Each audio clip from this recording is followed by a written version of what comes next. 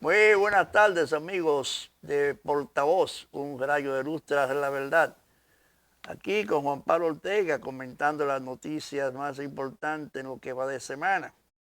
Bueno, este es el primer programa del año 2026, un año que algunos lo vaticinan como que será bueno, próspero, que la economía va a crecer y que otros dicen que no, que será peor que el 25.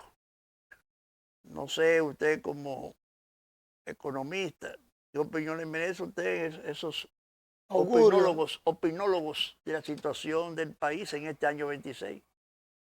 mira, realmente yo no soy optimista como algunos de esos eh, voceros de- del sistema y del gobierno.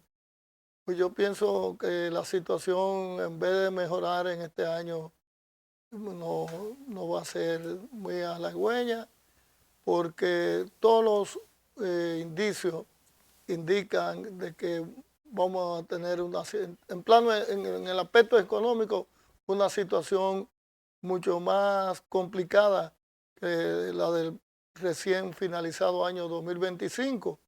¿Y por qué decimos eso? Porque, por ejemplo, para tomar un aspecto, la tasa del dólar, que el pasado año estuvo en una situación de volatilidad y entre 62 y 64%.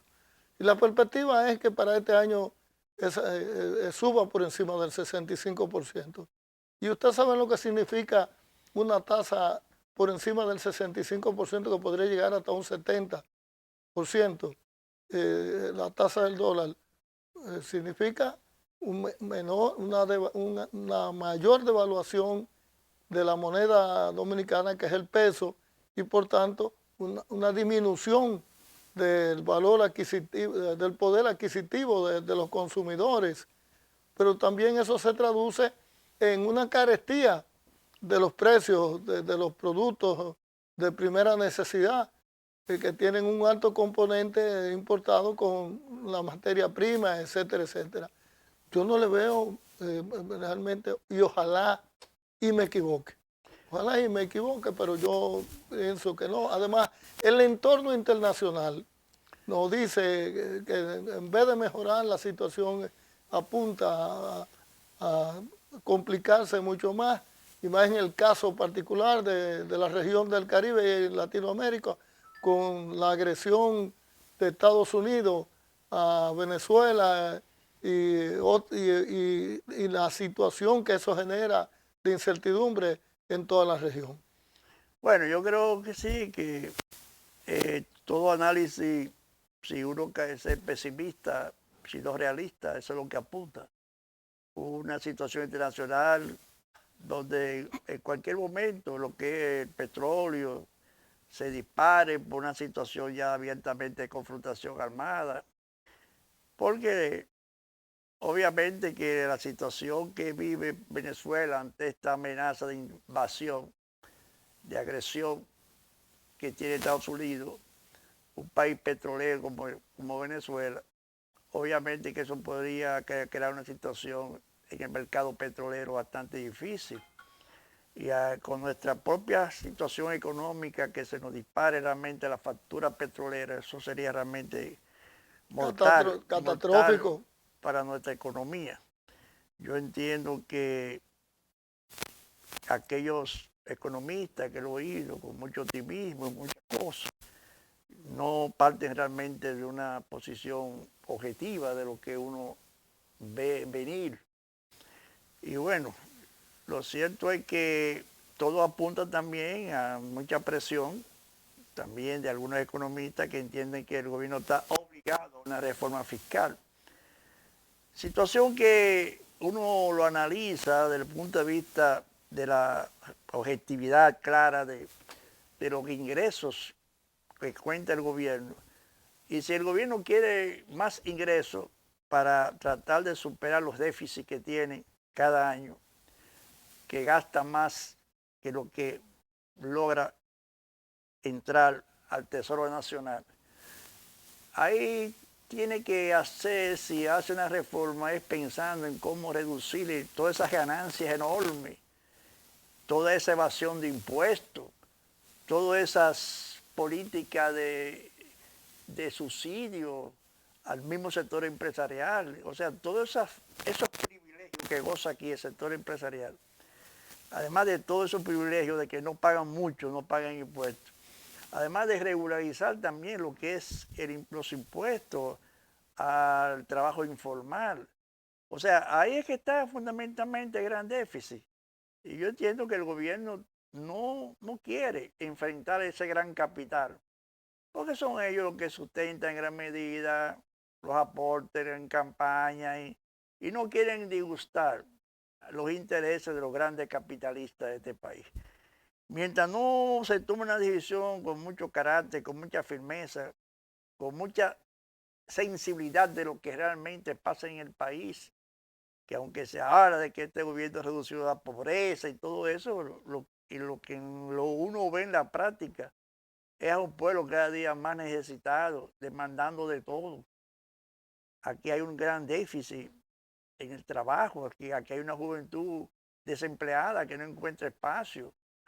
O sea, aquí el primer trabajo que tanto se cacarea y tanto se promueve y se dice de que la facilidad a estos jóvenes que salen de las universidades, que se gradúan de técnicos, pero no encuentran qué hacer. Entonces, ¿qué sucede con esa situación? Que bueno, parte de esos jóvenes necesitados de adquirir realmente ingresos fijos para su propia subsistencia y de sus hijos, se ven en una situación desesperada y a veces caen en conductas sociales, toman un camino equivocado. Entonces yo entiendo que básicamente el gobierno debe buscar la manera de enfrentar a ese gran capital, que es el que se lleva toda la riqueza, apenas 8 o 5% de la población dominicana es que se enriquece de todas las grandes ganancias que este país produce en todos los renglones de nuestra economía. Y lo mismo hay que pensar en el sector financiero. Ese sector financiero es terrible. O sea, las tasas de intereses en las tarjetas de crédito, en los préstamos, todas esas cosas son situaciones que se requiere una reforma realmente también que afecte a esos grandes banqueros que de manera burlona cada año anuncian que nos ganamos tanto este año, que cuántos millones logramos como superávit de nuestras operaciones financieras. O sea, yo entiendo que es el gran reto si se quiere buscar un año 2026 más o menos estable, de que no se produzcan situaciones de ingobernabilidad, porque obviamente si a la gente se hace difícil conseguir el pan, conseguir el trabajo, van a tener que tomar decisiones de asumir las calles en protesta. Y yo creo que cualquier gobierno debe tener en mente esa situación y actuar con responsabilidad, porque este país no es solamente de un sector que es el más beneficiado, que son realmente los grandes empresarios de este país, principalmente ese sector turístico que se gana millones de dólares. Y bueno, en sentido global hay que tomar medidas que afecten la ganancia exorbitante de esos señores, y muchos de ellos se consideran los dueños del país. Bueno, ese es lo que usted dice, eso último, es un factor realmente que este gobierno yo no pienso que lo haga. Porque como dice mucha gente en el pueblo, este es un gobierno de los ricos para los ricos, es decir, de los empresarios para los empresarios. Y no va a afectar ese sector, porque a ese es el que se debe en términos económicos. Pero además hay un elemento que nosotros tenemos que valorar. El presupuesto de este año 2026 se aprobó, igual que los de los años anteriores, se aprobó con déficit, en base a déficit, para cubrirlo con préstamos. Y de entrada aprobaron el presupuesto y ahí mismo aprobaron pues, una emisión de bonos soberanos por 400.000 millones de pesos, lo que incrementa de manera ostensible el endeudamiento, aunque hay gente, defensores de que sí, que nos podemos seguir endeudados y que no importa. Oh, pero señores, en el programa anterior nosotros hemos señalado que el monto de la deuda ahora mismo ronda cercano al 60% del Producto Interno Bruto, y eso es grave. Y usted se imagina que nosotros lleguemos a una situación de default, como dicen, de quiebra económica del Estado dominicano, que aquí no haya la posibilidad de que el Estado pueda cumplir no solamente con pagar la deuda a los deudores internacionales y la deuda interna, sino que el Estado no pueda cubrir los gastos corrientes, eh, pagarle a los empleados públicos, entre otras cosas, ni pueda cumplir con otros compromisos, la inversión en la construcción de infraestructura necesaria de transporte, hospitales, escuelas, etcétera. No, y Eso, también todo ese dinero que supuestamente se ha incautado a todos estos corruptos que han defalcado algunas instituciones del Estado. Ese dinero hay que meterlo realmente donde debió estar dirigido, la salud, la educación, pero se habla de tantos millones que fulano defalcó, que aquel se cogió tanto, tanto, pero Juan, ¿cuál es el destino real de esas recaudaciones? no, ¿Hacia no, dónde van dirigidas? o si se recuperan ¿O si se realmente, recupera realmente? eso es dinero, porque tenemos esa pregunta, porque por ejemplo hay uno de esos señores que supuestamente devolvió el cuñado de Danilo Medina, devolvió 2.000 millones. 3.000, creo que 3.000 fue, fue 3.000 millones. millones, y se dice que, que él había usufructado más de 10.000. Si devuelve Entonces, 3.000 es porque pero tenía 10.000. señores, ¿qué es esto? De que un acuerdo que devuelve una parte, pero él se queda con la pacocha. No, así no es. Entonces, esas son situaciones que realmente preocupan a uno, a lo que realmente nos duele este país, lo que sentimos, eh, no pena, sino sentimos dolor por lo que sucede con este pueblo, con estos gobiernos, no solamente este, sino con todo Porque lo que mira hemos padecido en los últimos 60 lo que años. pasó con Senasa. ¿De dónde fue que surgió esa inyección que le introdujo el Poder Ejecutivo a Senasa de los 6.000 millones? De los fondos de pensiones de los trabajadores. Ese O otro sea que hasta elemento. los ahorros de los trabajadores lo usan para cubrir déficits producto de la corrupción. Y yo entiendo que eso es uno de los flagelos principales que afecta a nuestra economía, que afecta a toda esta situación de hambruna, de vulnerabilidad que vive una gran parte de los dominicanos. Hay que ponerle punto final a toda esta política de impunidad y de corrupción, porque obviamente así no podemos avanzar como nación. No se, Y se perjudica a la mayoría del pueblo, que es el más perjudicado, los de abajo, mira, que hay problemas, principalmente. Juan, que tú y yo lo padecemos, y el pueblo en sentido general, que eran las altas tarifas eléctricas. Ese es otro problema. Y la tendencia es seguir creciendo y creciendo, porque ese déficit fiscal que escuché a alguien decir, Danilo Medina en una entrevista que se le hizo en estos días en un programa de televisión, que ya había llegado a un acuerdo con los chinos de cambiar todas las líneas eléctricas, que gran parte de la pérdida de energía se va ahí, En las redes. en las redes.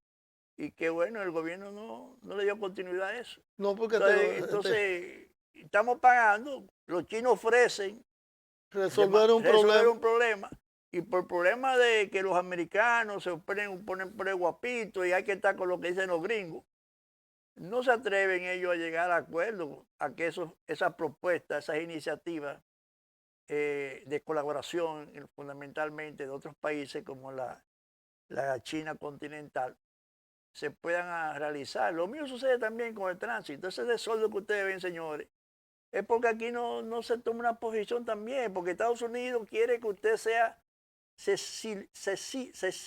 arrodille frente a ellos. Ellos piden y ellos ofrecen y no dan nada. Y si dan, es a cambio de un pedazo de nuestra soberanía. Entonces, como está ocurriendo ahora. Pero los chinos no. Los chinos lo que necesitan es abrir mercados, relaciones y ayudar a otros pueblos a su desarrollo. Porque lo que ya ha vivido la China continental es un ejemplo para muchos países. En apenas 20 años, China era un país de pobre. Y sin embargo, en cerca de 20 y 25 años, ese país ha crecido, que es la primera potencia mundial económica. Y hay que ver también sin militar. Entonces, obviamente que esta situación de la geopolítica y estar alineado al imperio y que no puedo hacer tal cosa, porque tuviéramos nosotros el problema del tránsito resuelto también. ¿Qué nos han ofrecido los chinos también? Yo oí a Vargas Maldonado, en plena campaña, hablar de un proyecto de un ferrocarril, de un tren de pasajeros y de carga que iba ofrecido por los chinos también, a llegar de de Jaina hasta Puerto Plata y otro que iba para el este. Y todo eso sin desmedro de nuestra soberanía y con préstamos blandos, suaves, flexibles. Entonces, estamos viviendo todas estas calamidades por el entreguismo, por el civilismo de nuestros gobernantes. No de no, de todo lo que ha pasado, todo lo que, con algunas excepciones, como Juan Bosque, por eso lo tumbaron, y como Antonio Guzmán, todos los demás gobernantes que han pasado por aquí en los últimos años se han arrodillado frente al imperio. O fíjense, señores, ante la situación real de violaciones absolutas a todos los acuerdos internacionales, de la piratería, todas esas cosas que está haciendo Estados Unidos ahí, en las aguas del Caribe, cercando a Venezuela, amenazando a la soberanía de ese país. Es violentando todos los preceptos, todos los acuerdos internacionales.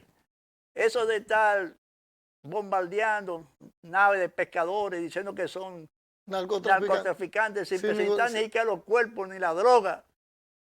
Ahora mismo, ayer mismo, acabaron de bombardear otro navío. Entonces, obviamente, señores, nosotros no podemos estar pensando de que el progreso dominicano, el desarrollo de este país, nos lo va a ofrecer el imperio del norte. Eso es un imperio que está decadente, con un liderazgo ya desacreditado, gente que han violado todos los preceptos morales que tanto se resalcían la nación norteamericana, ese orgullo norteamericano, de que ahí no se puede dar mentira, de que bueno, yo recuerdo que me decían a mí algunos amigos, si tú alguna vez has solicitado una visa, todo lo que te pregunte, ajustate a la verdad, porque si te agarra una mentira, ya perdiste todo. ¿Y cuántas mentiras no ha dicho el señor Trump? Un mentiroso empedernido. Entonces, un presidente que da vergüenza con el escándalo ese que tiene de ese famoso club donde iban todos esos millonarios a divertirse con niñas de 13, 14 años y que están saliendo en video y en fotografía, y que esa misma situación de deterioro del imperio, hay una justicia que lo que hace es proteger al presidente Trump, porque la fiscal es encargada de presentar la prueba frente al Congreso. Fue nombrada por Trump. Lo que hizo fue que censuró todo lo que realmente podía afectar al presidente, presentando páginas enteras en negro, ocultando videos, que obviamente eso será también de nuevo tratado en el Congreso de Estados Unidos y ella puede ser destituida por eso. Pero esa es la realidad, señores. Gran parte de lo que hoy estamos sufriendo, este tránsito infernal, toda esta situación que nos agobia, en gran medida se debe al servilismo, la entrega total de muchos de nuestros gobernantes, porque creen que sin Estados Unidos no podemos subsistir como nación. Vamos a una pausa para continuar con otros importantes contenidos. Seaboard, desde 1990, generando a tiempo completo energía limpia. Seaboard, apoyando el desarrollo sostenible y comunitario del río. Esto es mío, esto es mío. Claro que yo puedo. En mi proyecto somos curiosos, Valiente, luchador y soñador. hay que soñar en grande. Y yo sueño con lo más grande. Si hablamos de honestidad, vayan y pregunten. Porque yo soy honesta de verdad. Nunca dejo de pensar en lo demás. Así soy yo. Así soy. Porque yo soy de aquí. De aquí. Y por eso, Yo soy invencible. Cuando los dominicanos creemos en nosotros mismos, somos invencibles. Lo sabemos porque somos Banreservas, el banco de todos los dominicanos.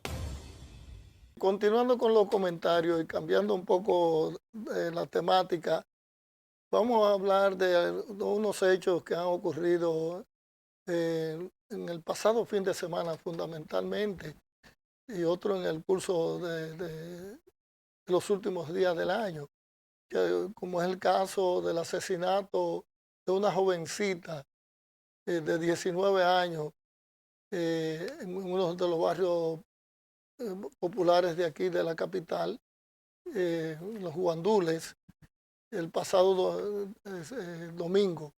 Una jovencita que andaba con otros amigos y recibió un disparo en la cabeza mortal que la mató isofacto. Y el responsable de esa muerte fue un oficial del ejército, quien luego de ser apresado ha querido decir que supuestamente lo iban a... Que era un atraco. Que era un atraco, que él se defendió. Una Claro. mentira. Y lo grave del caso es que ese sujeto dispara con una pistola que portaba como oficial superior del Ejército Nacional y prácticamente se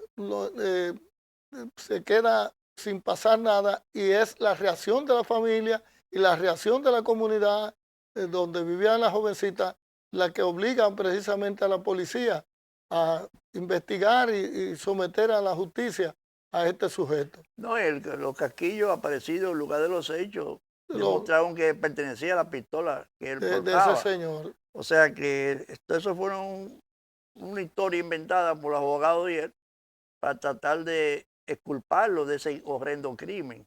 La familia dice que la tenía acosada a su hija permanentemente, decía su madre. Y hay testigos que dicen que lo vieron en esos momentos previos a atentar contra la muchacha, contra la jovencita. Perla, apellido Perla. Ah, no, el nombre es Yocasta. Perla Yocasta. Residente de los Guandules. 19 añitos tenía. Lo habían visto al militar en esa área, por ahí. O sea que sí, hay fotos, hay hasta fotos y ya hay videos. medida de coerción contra él. Sí, ayer lo iban a conocer medidas de coerción el pasado. Esos son de los problemas también que hay que tratar de superar. Pero hay otras situaciones que parecen similares, y es el asunto de que la policía sigue con su cacería de ciudadanos. Y bueno, en el día de Navidad, en la noche del 24, propiamente dicho, mataron a un joven con un disparo en el pecho, que se presume que fue un ajuste de cuenta de un agente de la policía que no ha sido presentado por la policía. Y la justificación que dio el vocero de la policía, la justificación yo la pongo entre comillas, era de que supuestamente a los policías lo habían recibido a botellazos y a pedradas, algo que no han podido demostrar. Resulta que la policía llegó porque tenían una cena, un grupo de motoconchistas de ese sector, y tenían una música, y la policía llega, según los testigos, los comunitarios de ahí y algunos de los jóvenes motoconchistas, la policía llegó disparando. Eso no es la policía reformada. ¿Pero ¿Cuál cuál reforma, la que viste compañero? de azul. ¿Cuál es? No, de negro, ¿eh? No es negro. No es azul. Yo pensé que era negro. Resulta, pero también hay otro suceso que pasó, creo que fue en Santiago, con otros muertos, asesinados por la policía, en una circunstancia parecida a la de esa que acabamos de mencionar. Y a propósito de esos crímenes ocurridos el año 2025, en Estados Unidos, en esos homicidios que se produjeron durante el año, 14.488 personas fueron asesinadas. Esos muchachos que se meten en las escuelas con fusiles, comienzan a matar gente, todos esos hechos. Y 26.000 heridos. Es el país más seguro para mucha gente, ¿verdad? Bueno, de acuerdo a las estadísticas que uno ve de ese país, realmente es uno de los países más violentos del mundo, en términos general. Y además una sociedad descompuesta, porque ¿cómo es posible que un jovencito, y a veces hasta niño, manipulen armas de guerra y vayan a un centro de educación, a veces escuela primaria o secundaria, y a universidades con armas de guerra y disparando contra mansalva, contra todo el que estaba? Son varias las matanzas que ocurrieron durante este año 2025, en el cual resultaron muertos niños, jóvenes y profesores de algunos de esos centros educativos en los cuales ocurrieron esos ataques. Y ni hablar de la muerte de algunos ciudadanos supuestos o reales delincuentes asesinados por la policía de Estados Unidos, que no pregunta, sino que dispara y después averigua. No, y hablando también de algunos personajes, estos presidentes de América Latina, que se han entregado abiertamente a la política imperial. Bukele dice que le gustaría estar 10 años más gobernando. Pero ese es un demócrata. Es un demócrata, ese no es un dictador. El dictador es Maduro, el que se robó las elecciones fue Maduro, etcétera. Y Noboa en Ecuador se está acabando, represión y con el asunto del famoso narcotraficante, siguiendo que los narcotraficantes, cuando él es uno de ellos, una de la cabeza. Están reprimiendo a personas inocentes, acusándoles de esos delitos. No, pero el caso más concreto es el del vicepresidente, el vicepresidente Glass. Lenin. Glass. Quien guarda prisión de manera arbitraria, con unas acusaciones que realmente no se han presentado en la prueba.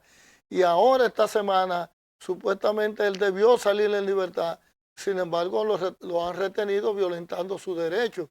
Y esa es una democracia, ahí no hay represión, ahí no hay limitaciones de la libertad de expresión, ni de nada de eso. Y el narcotráfico, ahí no hay narcotráfico tampoco.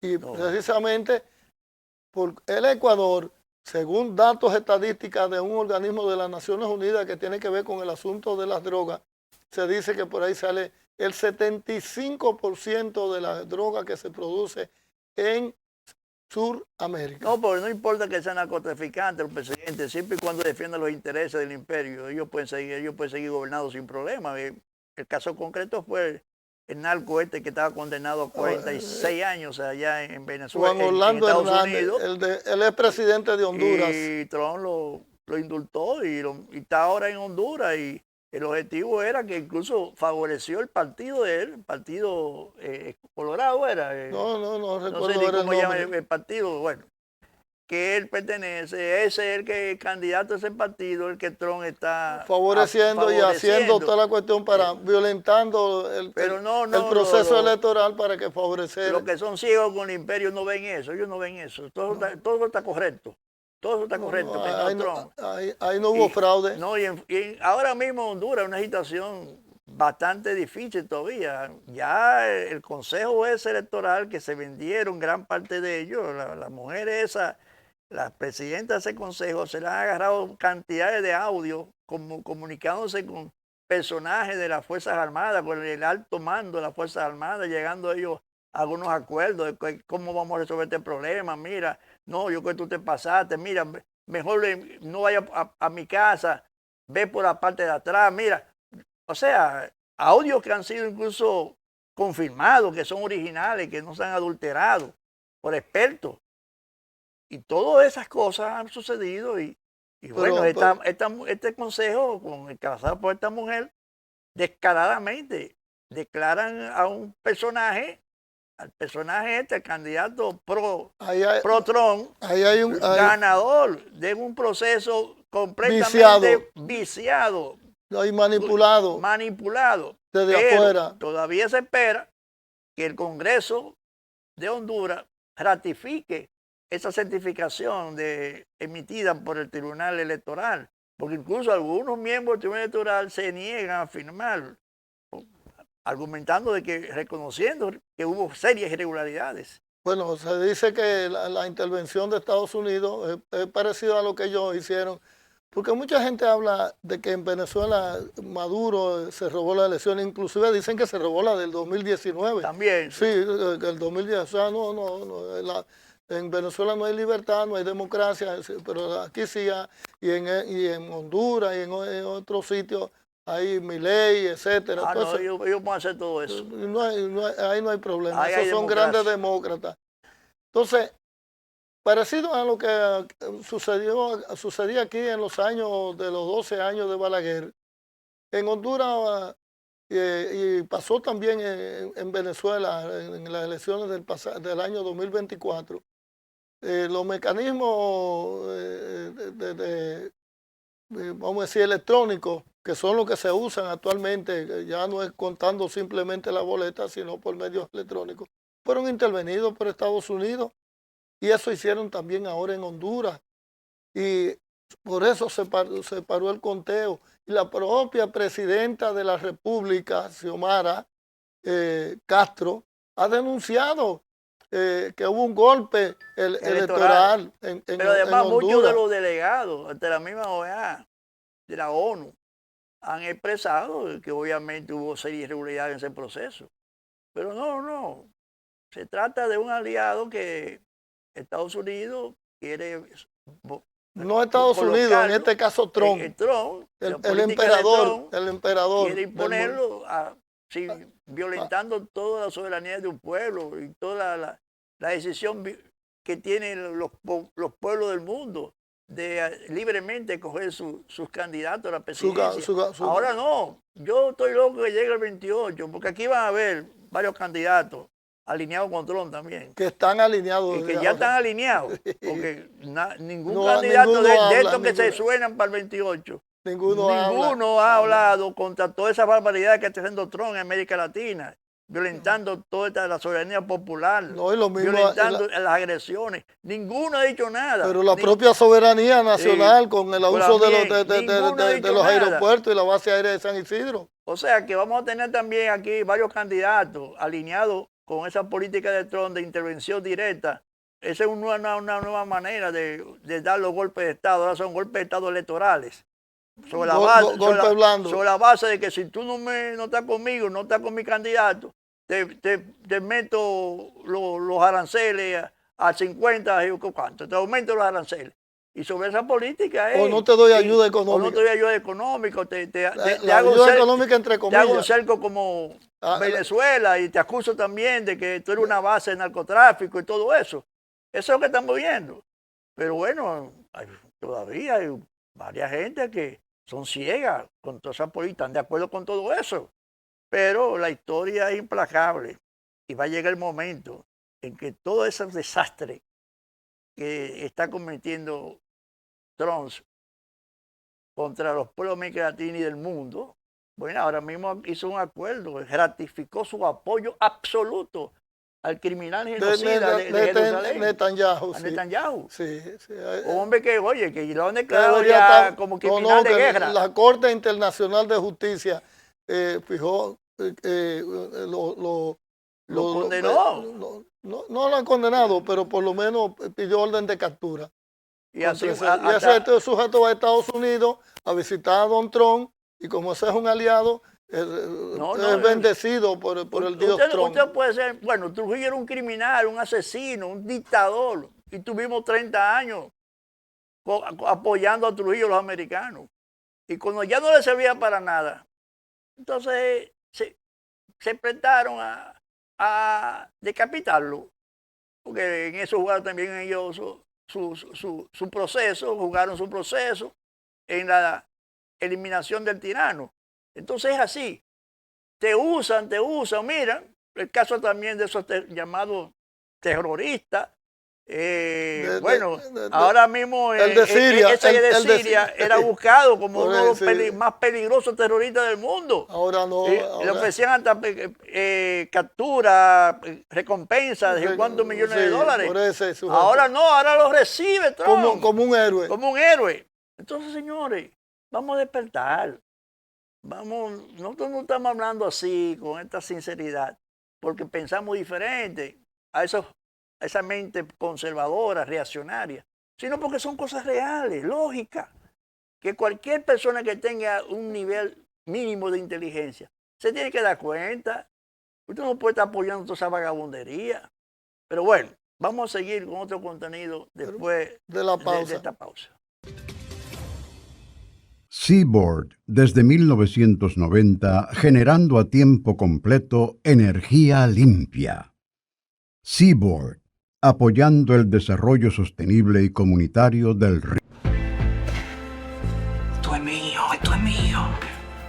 Claro que yo puedo. En mi proyecto somos curiosos. Valiente, luchador y soñador. Hay que soñar en grande. Y yo sueño con lo más grande. Si hablamos de honestidad, vayan y pregunten. Porque yo soy honesta de verdad. Nunca dejo de pensar en lo demás. Así soy yo. Así soy. Porque yo soy de aquí. De aquí. Y por eso, Yo soy invencible. Cuando los dominicanos creemos en nosotros mismos, somos invencibles. Lo sabemos porque somos Banreservas, el banco de todos los dominicanos. Igual que estas negociaciones que de repente se ponen en el escenario internacional de Trump con Putin, con el bandido cómico de Ucrania, Zelensky. Ahora, cada vez que se inicia un proceso de negociación donde se dice que va a haber un acuerdo, sucede acontecimiento. Aquella negociación que se hizo en Turquía, mataron en un atentado terrorista a un general ruso. Y en otro momento que estaban también llegó a un acuerdo, un grupo de terroristas nazistas ucranianos invadieron, asaltaron un teatro lleno de personas y mataron ahí más de 200 y pico de personas ametralladas. Y ahora que también se estaba abriendo un proceso de posible acuerdo, viene terminada la reunión de Trump con Zelensky.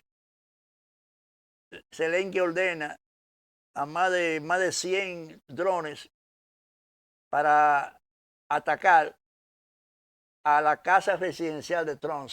No, de Trump no, de Putin. Putin. De Putin. Putin. De una de las casas. A una de las casas de Putin, que gracias a ese poder militar de Estados Unidos, de Rusia, muchos de esos drones, todos fueron destruidos y no hubo nada que lamentar.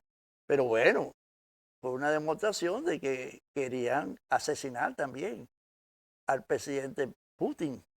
Entonces estamos viendo claro que Y por eso, Esa es la- por esa es eso la- que los rusos tienen tanto cuidado cuando se habla de estas negociaciones, porque no es casual que cada vez que se hablan de estas negociaciones es quizás tratar de que ellos bajen un poco la guardia para tomar acciones de esta naturaleza. Y obviamente esa guerra la tiene la OTAN y la tiene Zelensky perdida, Ucrania tiene perdida. Y están buscando la manera de cómo buscar una salida con cierta forma de que no se vea que fue una derrota total. Pero en este caso lo que se ve, obviamente, es la firme decisión del gobierno ruso de no ceder ninguno de los terrenos conquistados sobre la base de la misma guerra que se da en el escenario de Ucrania. Entonces, son situaciones que uno la contempla también y le damos, en ese sentido, creo que esas posiciones un poco cuidadosas cuando se habla de negociaciones que expresa el gobierno ruso frente a Trump y Zelensky, tiene toda la razón. Quieren un cese al fuego para recuperarse. En esos tiempos, el cese al fuego, lo que pasó aquí en la guerra de abril, el cese al fuego fue parte de una estrategia norteamericana para desmovilizar, en cierto sentido, el ejército constitucionalista. Durante el cese al fuego, aquí hubo realmente muchas cosas que se dieron internamente en la zona rebelde, porque como no se estaba combatiendo, muchos de estos combatientes se distraían en las noches y cosas y no estaban, habían perdido, en cierto sentido, esa vigilancia, esa motivación. Entonces lo que se busca con eso y que se hace fuego, que lo pide es el que se siente perdido. Y en ese sentido creo que es correcta la posición del gobierno ruso de decir, no, espérate, no, nosotros no vamos a parar, no vamos a hacer ningún cese al fuego, porque ¿a quién beneficia eso? Que no sea realmente a Zelensky y toda la OTAN que lo respalda. Eso es la realidad que vivimos en este escenario internacional, que bueno, ojalá que en este año que comenzamos a vivir, mucho de estas confrontaciones y de estas preocupaciones que nos tiene a todos muy vigilantes de que no puedan producirse y concluir una confrontación mundial, podamos nosotros estar más tranquilos y que se logren solucionar gran parte de estos conflictos, incluyendo principalmente los de América Latina, como el caso de Venezuela, nuestra hermana República de Venezuela. Bueno, señores, hemos llegado al final de este programa, nuestro primer programa del año 2026. Esperamos que, nos alegramos que por lo menos el día 31, aunque no todo el pueblo dominicano, pero una parte de ellos, lo que tuvieron quizás un fin de semana muy feliz, muy alegre. Pero sabemos que una gran parte, la mayoría de dominicanos, esos que llamamos los pobres, los vulnerables. Fin de semana no, fin de año. No tuvieron realmente ese fin de año que realmente anhelaban. Y que nosotros, desde esta plataforma, luchamos precisamente porque todo el pueblo dominicano viva en un estatus de bienestar absoluto, que no tengamos que tener que luchar detrás de una fundita de comida, ni estar mendigando a nadie, sino que por nuestro trabajo, por el espacio que se da en la propia sociedad, de ofrecer facilidades a los trabajadores, a ganarse su salario dignamente y a crecer con sus propios recursos. Eso es realmente parte del ideal que representamos nosotros a través de esta plataforma Portavoz, un rayo de luz tras la verdad.